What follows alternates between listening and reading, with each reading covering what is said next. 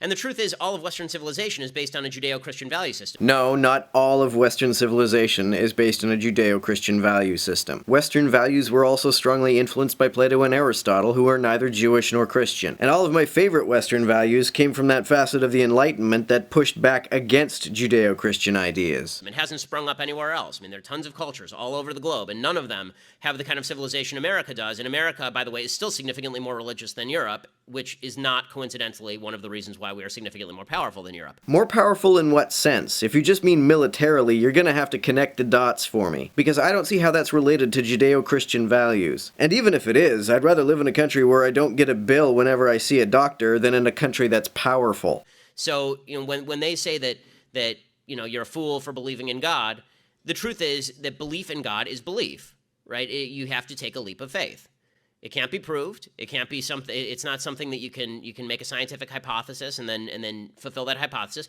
Which is why I don't know how I could believe in it even if I wanted to. Shapiro seems to believe in doxastic voluntarism. He thinks that a person can simply will oneself to believe in something for which there is no proof or convincing evidence. I really don't understand how that works. I can't just start believing that cats lay eggs or that hobbits are real. I don't have any control that I can discern over what I do or do not find convincing. But atheism can't be proved either. Well, that depends on what you mean by atheism. Many atheists will say that their atheism is simply a lack of belief, and as such, it cannot be proven to be true simply because it is not even a proposition that can hold any truth value. As a theological non-cognitivist, I don't understand what a god even is, and I therefore can't believe in one. And there's no way to prove these sorts of intangibles.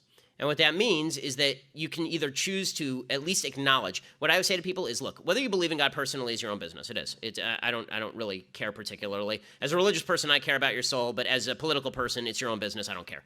But as a society, when we fail to acknowledge the value of Judeo-Christian religion steeped in the idea that every human being has equal worth under God. Since when is that a Judeo-Christian idea? Many Jews and Christians find the death penalty to be perfectly acceptable. I don't know how you square the idea that every human being has equal worth with the idea that some people are worthy of death or even eternal torture in hell, although hell is more of a Christian thing than a Jewish thing. You end up very quickly devolving into a socialism that ends up demeaning human beings individually. Yes, I feel so demeaned by my Canadian socialist healthcare. The fact that I've avoided a medical bankruptcy that I almost certainly would have suffered if I lived in the States is such a degrading indignity.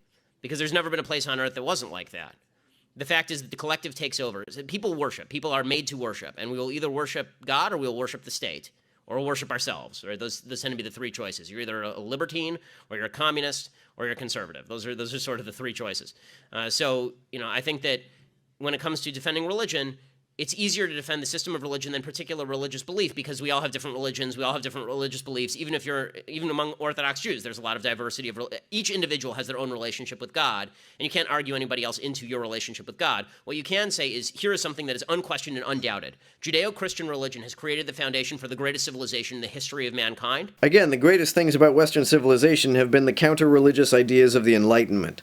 And ripping away the foundations of that civilization on behalf of a philosophy that really has never built anything without those roots in Judeo-Christian. Atheism, modern atheism, has its root in Judeo-Christian religion. I suppose it does, in the same sense that anti-communism wouldn't exist if there were never communists. It does. It doesn't exist in the Islamic world, right? Modern atheism, the freedom to be an atheist, only exists in the West. It only exists in the Judeo-Christian world. Right, because you're totally not allowed to be an atheist in China.